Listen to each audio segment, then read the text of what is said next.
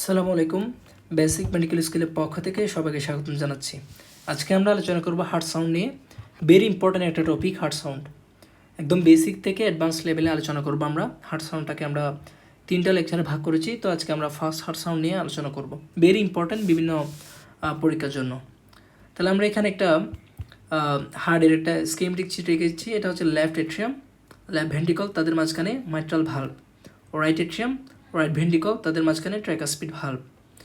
Left ventricle and aorta, তাদের মাঝখানে aortic valve. And right ventricle and pulmonary artery, তাদের মাঝখানে পালমোনারি ভালভ। এই যে হার্ট সাউন্ড আমরা জানি 4 ধরনের হার্ট সাউন্ড রয়েছে। First heart sound, second heart sound, third heart sound, fourth heart sound. কোনটা কী কারণে হচ্ছে এটা very important. First and second heart sound basically valve ক্লোজের জন্য হয়। থার্ড অ্যান্ড ফোর্থ ক্লোজের জন্য হয় না। সো ফার্স্ট হার্ট সাউন্ড কেন হয়? এটা হচ্ছে অ্যাট্রিয়াম অ্যান্ড ভেন্ট্রিকলের মাঝখানে যে অ্যাট্রিওভেন্ট্রিকুলার ভালভ রয়েছে, যেমন মাইট্রাল অ্যান্ড ট্রাইকাসপিড ভালভ, এগুলো যখন ক্লোজ হয় তখন ফার্স্ট হার্ট সাউন্ড হয়। আবার ভেন্ট্রিকল এবং অ্যাওর্টা বা আর্টারি এর মাঝখানে যে ভালভগুলো রয়েছে, যাদেরকে আমরা সেমিলোনার ভালভ বলি, এইটা ক্লোজের কারণে যে সেকেন্ডটা হয়, সাউন্ডটা হয়, সেটাকে বলা হয় second heart sound. First and second heart sound যেহেতু ভালভ ক্লোজের কারণে হচ্ছে এবং সাউন্ডটা একটু পিচ বেশি, এটা হচ্ছে হাই পিচ। যে সাউন্ডগুলো পিচ বেশি তাদেরকে আমরা স্টেথোস্কোপের যে ডায়াফ্রাম পার্ট আছে ওই ডায়াফ্রাম পার্ট দিয়ে আমরা শুনবো। ফার্স্ট হার্ট সাউন্ড বেসিক্যালি শোনা যায় হচ্ছে অ্যাপেক্সে, সবচেয়ে বেশি শোনা যায়। সেকেন্ড হার্ট সাউন্ড সবচেয়ে বেশি শোনা যায় হচ্ছে লেফট স্টার্নাল যে বর্ডার ওইটাতে। থার্ড হার্ট সাউন্ড কেন হয়? যখন ভেন্ট্রিকল ডায়াস্টোল শুরু হওয়ার আগে অ্যাট্রিওভেন্ট্রিকুলার যে ভালভ ওগুলো খুলে। যখন অ্যাট্রিওভেন্ট্রিকুলার ভালভটা খুলে তখন অ্যাট্রিয়াম থেকে ভেন্ট্রিকলে রেপিড ব্লাড ফ্লো হয়। এই রেপিড ভেন্ট্রিকুলার ফিলিং এর কারণে হচ্ছে থার্ড হার্ট সাউন্ডটা হয়। এটা একটা লো পিচ সাউন্ড। যে লো পিচ সাউন্ডগুলো বেসিক্যালি আমরা স্টেথোস্কোপের বেল পার্ট দিয়ে শুনবো এবং এটা অ্যাপেক্সে সবচেয়ে বেশি শোনা যাবে। ফোর্থ হার্ট সাউন্ড এটা অলওয়েজ একটা প্যাথোলজিক্যাল সাউন্ড। কেন হচ্ছে এটা? বেসিক্যালি যখন ভেন্ট্রিকলটা স্টিফ হয়ে যায়, যেমন ভেন্ট্রিকুলার হাইপারট্রপি হলে হতে পারে, তো ভেন্ট্রিকুলার স্টিফনেসের কারণে অ্যাট্রিয়াটা ফোর্সফুলি কন্ট্রাকশন করে। এই কন্ট্রাকশনের কারণে আমরা বেসিক্যালি ফোর্থ হার্ট সাউন্ডটা পাবো এবং এটাও একটা লো পিচ সাউন্ড এবং এটা অ্যাপেক্সে সবচেয়ে বেশি ভালো শোনা যাবে এবং এটা যেহেতু লো পিচ আমরা বেল দিয়ে শুনবো। সো ফার্স্ট অ্যান্ড সেকেন্ড হচ্ছে হাই পিচ, ডায়াফ্রাম দিয়ে শুনবো। থার্ড অ্যান্ড ফোর্থ হচ্ছে লো পিচ, আমরা বেল দিয়ে শুনবো। আচ্ছা, তাহলে আমাদের আজকে আলোচনার টপিক হচ্ছে mainly first heart sound S1। তাহলে আমরা এখানে দেখিয়েছি এটা হচ্ছে এই দুইটা হচ্ছে আমাদের যে atrioventricular valve, mitral valve and tricuspid valve. এগুলো যখন ক্লোজ হয়, কখন ক্লোজ হবে? যখন এট্রিয়ামের সিস্টুল শেষ, দ্যাট মিনস ভেন্ট্রিকল শুরু করবে। So at the onset of systole of ventricle, তখন হচ্ছে অ্যাট্রিওভেন্ট্রিকুলার ভালভগুলো বন্ধ হয়ে যাবে। ঠিক তখনই আমরা যে সাউন্ডটা শুনবো সেটা হচ্ছে ফার্স্ট হার্ট সাউন্ড। এটাকে শোনার ক্ষেত্রে লাভ এর মতো মনে হয়, লাভ। যেহেতু ব্লাডের যে ডিরেকশন, ব্লাডের নর্মাল ডিরেকশনটা হচ্ছে অ্যাপেক্স বরাবর, সো অ্যাপেক্সে আমরা হচ্ছে best heart. First heart sound সবচেয়ে ভালো শোনা যাবে অ্যাপেক্সে এবং যেহেতু এটা একটা হাই পিচ সাউন্ড, আমরা এটাকে শুনবো কি দিয়ে? ডায়াফ্রাম দিয়ে। ওকে, এখন আমরা প্যাথোলজিক্যাল যদি চিন্তা করি, ফার্স্ট হার্ট সাউন্ড যেটা আছে এটার ইন্টেন্সিটি কী কী হতে পারে? ইন্টেন্সিটি অনেক বেশি হতে পারে, যেটাকে বলা হয় লাউড। ইন্টেন্সিটি কম হতে পারে, এটাকে বলা হয় সফট। তো লাউড হতে পারে, সফট হতে পারে, ভেরিয়েবল। দ্যাট মিনস কিছু কিছু ডিজিজ আছে যেখানে মাঝে মাঝে হচ্ছে লাউড শোনা যাবে, মাঝে মাঝে সফট শোনা যাবে, অর্থাৎ এটাকে বলা হয় ভেরিয়েবল। আর এটা হচ্ছে স্প্লিট আমরা এগুলো দেখব। প্রথম হচ্ছে লাউড ফার্স্ট হার্ট সাউন্ড কখন শোনা যাবে? তো বেসিক্যালি যখন ভেন্ট্রিকল কন্ট্রাকশন শুরু করে, অর্থাৎ সিস্টুল শুরু করে, ঠিক তখনই হচ্ছে আমাদের যে অ্যাট্রিওভেন্ট্রিকুলার ভালভ এগুলো বন্ধ হয়ে যায়। সেই জন্য তাদের কারণে ফার্স্ট হার্ট সাউন্ডটা তৈরি হয়। তো এই যে ভেন্ট্রিকল যদি জোরে কন্ট্রাকশন করে তখন ভালভগুলো জোরে বন্ধ হবে। যখনই জোরে বন্ধ হবে তখনই সাউন্ডটা লাউড হবে। তাহলে কী কী কারণে ভেন্ট্রিকল জোরে কন্ট্রাকশন করবে? Increase ventricular contraction. যদি ভেন্ট্রিকল কন্ট্রাকশন জোরে করে তখন স্ট্রোক ভলিউম বাড়ে, স্ট্রোক ভলিউম বাড়লে কার্ডিয়াক আউটপুট বাড়ে। এখন কথা হচ্ছে কার্ডিয়াক আউটপুট বাড়ে কী কী কন্ডিশনে? নর্মাল কিছু কন্ডিশন আছে যেখানে কার্ডিয়াক আউটপুট বাড়তে পারে, যেমন প্রেগনেন্সি, তারপর হচ্ছে অ্যানিমিয়া, থাইরোটক্সিকোসিস অ্যান্ড আমরা বলেছি প্রেগনেন্সি। এই যে তিনটা জিনিস, এই তিনটাকে বলা হয় হাইপার ডাইনামিক স্টেট। বা অনেক সময় এই তিনটা থেকে হার্ট ফেলিওর হতে পারে, এটাকে বলা হয় হাই আউটপুট হার্ট ফেলিওর। কেন হাই আউটপুট? কারণ এখানে কার্ডিয়াক আউটপুট বেশি। সো আমরা এটা দেখব লো আউটপুট হার্ট ফেলিওর। আচ্ছা, সেজন্য আমরা HOF মানে কি লিখেছি? High output heart failure. এক্ষেত্রে যেহেতু কন্ডাকশন জোরে হবে বেশি পরিমাণ ব্লাড বের করে দেওয়ার জন্য, সো যে ভাল্বটা জোরে বন্ধ হবে, সাউন্ডটা লাউড হবে। এরপর আমরা লিখেছি MS বা TS, মানে হচ্ছে মাইট্রাল স্টেনোসিস অথবা ট্র্যাকাস্পিড স্টেনোসিস। এই যে আমরা এখানে দেখিয়েছি এটা হচ্ছে মাইট্রাল স্টেনোসিস। তাহলে এখানে কি হচ্ছে, কি সমস্যা হচ্ছে, কেন এখানে সাউন্ডটা লাউড হবে? তো যদি মাইট্রাল স্টেনোসিস বা ট্রাইকাসপিড স্টেনোসিস হয়, দ্যাট মিনস ভালভগুলা স্টেনোসিস হয়ে গেছে। তো এক্ষেত্রে সমস্যা কোথায় হবে? এক্ষেত্রে যখন এট্রিয়া থেকে ভেন্ট্রিকলে ব্লাড আসতে চাইবে, যেহেতু মাঝখানে ভালভটা স্টেনোসিস, সেক্ষেত্রে ব্লাডটা পুরোপুরি আসতে পারবে না। তাহলে এট্রিয়াতে ব্লাড কিছু কিছু থেকে যাবে। তো দিনের পর দিন এভাবে এট্রিয়াতে ব্লাড জমতে এট্রিয়াম যে প্রেশার এটা বেড়ে যাবে। সো এট্রিয়াল প্রেশার যখন বেড়ে যাবে, তখন ভেন্ট্রিকল যখন সিস্টুল করতে চাইবে, তখন এই যে এট্রিয়ালে যে প্রেশারের এগেনস্টে বেশি চাপ দিতে হবে এই প্রেশারটাকে ওভারকাম করার জন্য। সেজন্য তখন কন্ট্রাকশন বেশি হবে। দ্যাটস ওয়াই মাইট্রাল স্টেনোসিস অথবা ট্রাইকাসপিড স্টেনোসিস, এক্ষেত্রে আমাদের কী করতে হবে? কন্ট্রাকশন জোরে করতে হবে। জোরে করলে কন্ট্রাকশন এটা জোরে বন্ধ হবে, সো সাউন্ডটা লাউড হবে। এবং এট্রিয়াল যে আমরা বলেছি এখানে যে মাইট্রাল স্টেনোসিস অর্থাৎ যে ভালভটা ছোটো হয়ে গেছে, এটার একটা কন্ডিশন আমরা এভাবে চিন্তা করতে পারি। এখানে একটা হচ্ছে টিউমার হয়েছে হার্টের, সবচেয়ে মোস্ট কমন টিউমারকে বলা হয় মিক্সোমা। এই যে এট্রিয়ালে যদি মিক্সোমা হয়, এটাকে এট্রিয়াল মিক্সোমা বলা হয়। এই মিক্সোমা হয়ে মাইট্রাল যে বাল্ব এটাকে ক্লোজ করে দিয়েছে নিয়ারলি। তাহলে ঠিক সেম, এটা মাইট্রাল স্টেনোসিসেরই মতো কন্ডিশন। তো সেক্ষেত্রেও আমাদের হচ্ছে কন্ট্রাকশনটা বেশি হবে, so loud first heart sound হবে। সো এট্রিয়াল ম্যাক্সিমা এক্ষেত্রেও কী হবে? লাউড হবে।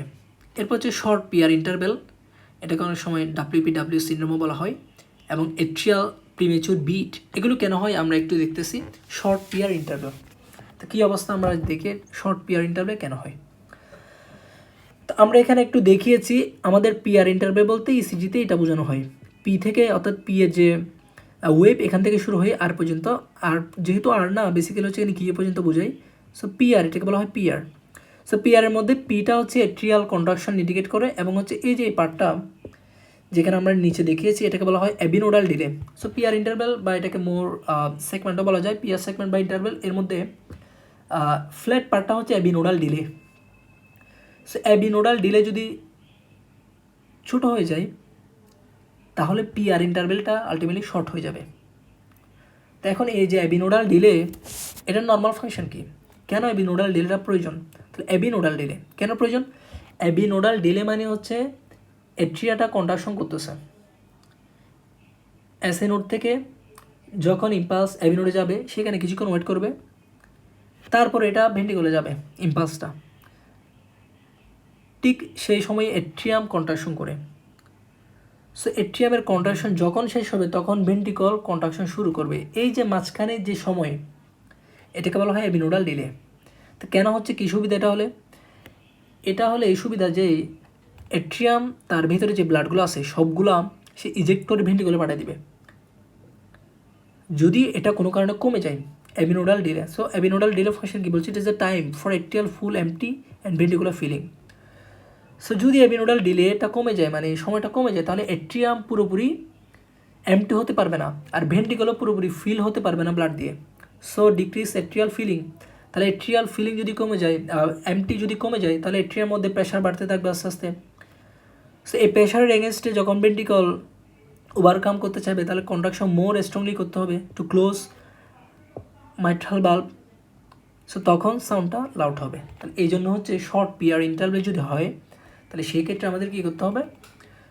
ফার্স্ট হার্ট সাউন্ডটা লাউড হবে। এখন আমরা দেখব কখন এক্ষেত্রে আমাদের সফট হবে। তো এখানে আমরা যে কজগুলো লিখেছি, কন্ডাকশন যদি বাড়ে এবং নিচে যে কজগুলো লিখেছি তার উল্টায় দিব হচ্ছে আমরা সফটের কেটে, তাহলে সফটের কেটে কন্ডাকশন কমবে, স্ট্রোক ভলিউম কমবে, কার্ডিয়াক আউটপুট কমবে। এখানে এমএস আছে, টিএস আছে, ওখানে লিখবো আমরা MR TR. Short PR interval আছে, ওখানে হবে লং পিয়ার ইন্টারভেল। এখানে আমরা একটু করে দেখিয়েছি যে ডাব্লিউপি সিনড্রোম মানে হচ্ছে ওল্ড পার্কিনসন হোয়াইট সিনড্রোম। এটার অর্থ হচ্ছে অ্যাবিনোডাল যে ডিলে, ওই ডিলেটা সে চায় না, অন্য কোনো ওয়ে দিয়ে এট্রিয়াম থেকে ভেন্টিকলে ইম্পালসটা চলে যায়। নর্মালি আমাদের ক্ষেত্রে কী হয়, আমাদের যে হার্ট, এট্রিয়াম এবং ভেন্টিকল মাঝখানে যে ফাইব্রাস টিস্যু দিয়ে তারা আলাদা থাকে। শুধুমাত্র আমাদের যে বান্ডেল অফ হিস, এদিক দিয়ে অ্যাবিনোডাল দিয়ে বান্ডেল অফ হিস দিয়ে এটা দিয়ে হচ্ছে এট্রিয়াম থেকে ভেন্টিকলে ইম্পালসটা যায়। তো এখন ডাব্লিউপি সিনড্রোমের ক্ষেত্রে অ্যাবিনোডাল ডিলে যে এরিয়াটা, এটা সে ক্রস করে অন্যদিকে চলে যায়, অন্য দিক দিয়ে, অর্থাৎ এট্রিয়াম থেকে ভেন্টিকলে অন্য পাথে দিয়ে চলে যায়।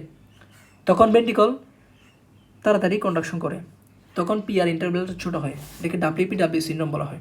আচ্ছা, যাই হোক, আমরা বলেছি সফট কখন হবে, তা আমরা বলেছি এটা লাউড যেরকম হচ্ছে তার উল্টা হবে, সো কন্ডাকশন এখানে কমবে।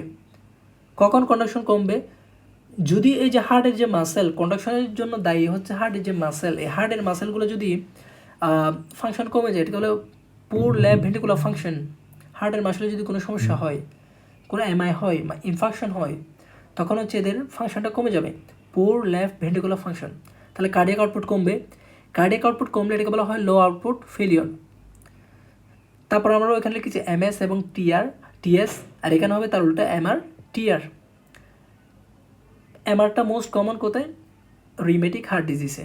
সো রিমেটিক হার্ট ডিজিজে কিন্তু প্রথমে এমআর হবে, তারপর হচ্ছে এমএস হবে। আচ্ছা, যাই হোক, ওখানে আমরা লিখেছি শর্ট পিয়ার ইন্টারভেল, এখানে হবে long peer interval. Long peer interval আমরা এই সিজে কোথায় দেখি, ফার্স্ট ডিগ্রি হার্ট ব্লক, এক্ষেত্রে আমরা এটা দেখি। তো আমরা বলেছি এখানে কেন এমআর বা টিআর ক্ষেত্রে সমস্যা হয়, অর্থাৎ এখানে রিগার্জিটেশন হয়, ব্যাকফ্লো হবে। সো এটা এট্রিয়াম, এটা ভেন্টিকল। নর্মালি হচ্ছে যাওয়ার কথা ব্লাডটা এট্রিয়া থেকে ভেন্টিকলের দিকে, এখানে এই যে এভাবে হচ্ছে এই ডিরেকশনে এই জিনিসটা বন্ধ হয়ে যাবে, তখন সাউন্ডটা হয়। কিন্তু এমআর বা টিআর অর্থাৎ রিগার্জিটেশন যখন থাকে তখন এটা বন্ধ হয় না। বন্ধ না হলে এটা পিছন দিক দিয়ে ব্লাড ব্যাকফ্লো করবে। যদি বন্ধ না হয় বা আস্তে বন্ধ হয়, তো সেক্ষেত্রে তো সাউন্ড সফট হবে। সো সেই জন্য এমআর বা টিআর ক্ষেত্রে সাউন্ডটা সফট হবে। আচ্ছা, এরপরে আমরা যাচ্ছি কখন স্প্লিট পাবো। স্প্লিট মানে কি, স্প্লিট মানে হচ্ছে এখানে দুটো ভাল্ব, একটা হচ্ছে মাইট্রাল ভাল্ব, একটা হচ্ছে ট্র্যাকাস্পিড ভাল্ব। তো মাইট্রাল এবং ট্র্যাকাস্পিড নর্মালি একই সাথে ক্লোজ হয়। তো এখন যখন একটা আগে ক্লোজ হবে, একটা পরে ক্লোজ হবে, তখন অবশ্যই এখানে স্প্লিট হবে। স্প্লিটটা কখন হচ্ছে, তো এটা একটু বুঝতে হবে। এটা হচ্ছে আমাদের এসএ নোড। আমরা জানি এসএ নোড থেকে এবি নোডে আমাদের যে ইম্পালস এটা যায়, এবি নোড থেকে বান্ডল অফ হিস থেকে আলটিমেটলি রাইট সাইডে হচ্ছে রাইট বান্ডেল ব্রাঞ্চ দিয়ে যাবে, লেফট ভেন্টিকলে হচ্ছে লেফট বান্ডেল ব্রাঞ্চ দিয়ে যাবে।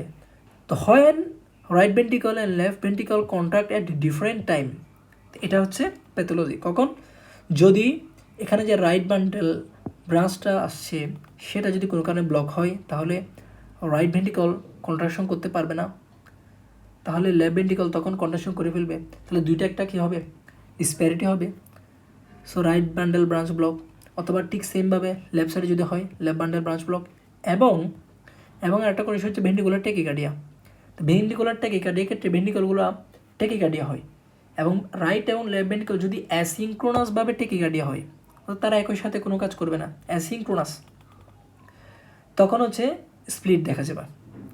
এরপর হচ্ছে ভেরিয়েবল আমরা বলেছি যখন সামটাইমস লাউড সামটাইমস সফট, অর্থাৎ এই কন্ডিশনগুলোতে কিছু কিছু সময় লাউড হবে সাউন্ডটা, কিছু কিছু সময় সফট হবে, সেটাকে বলা হয় ভেরিয়েবল। কখন হয়, if atria and ventricle beat irregularly.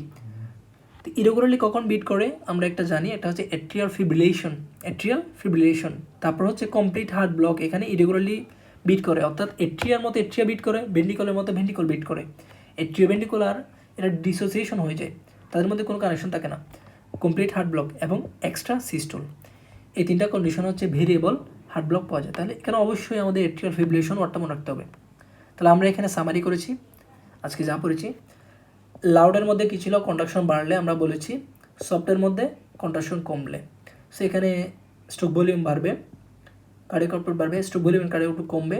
এটা হচ্ছে হাইপার ডাইনামিক একটা স্টেট বা হাই আউটপুট ফেলিওর হবে, যেমন অ্যানিমিয়া, প্রেগনেন্সি, থাইরোটক্সিকোসিস। এগুলো ইন্ডিভিজুয়ালি প্রশ্ন আসতে পারে, নিচের কোনটা হাইপার ডাইনামিক স্টেট বা নিচের কোথায় হাই আউটপুট ফেলিওর হতে পারে।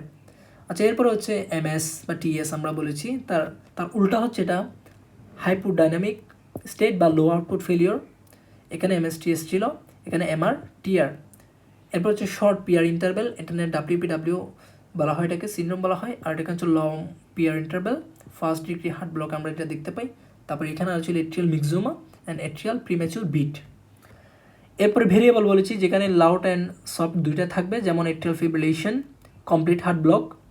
এরপর হচ্ছে এক্সট্রা সিস্টোল।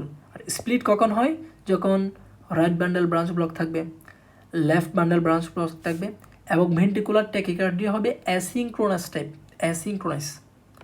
একটা ভেন্ট্রিকল এবং ভেন্ট্রিকলের মধ্যে যে রাইট এবং লেফট তাদের মধ্যে কোনো সিঙ্ক্রোনাস নেই, অ্যাসিঙ্ক্রোনাস। সো এক্ষেত্রে হচ্ছে আমাদের স্প্লিট হবে। সো এটা খুবই ইম্পর্ট্যান্ট একটা টপিক ছিল ফার্স্ট হার্ট সাউন্ড। তো সবাইকে ধন্যবাদ।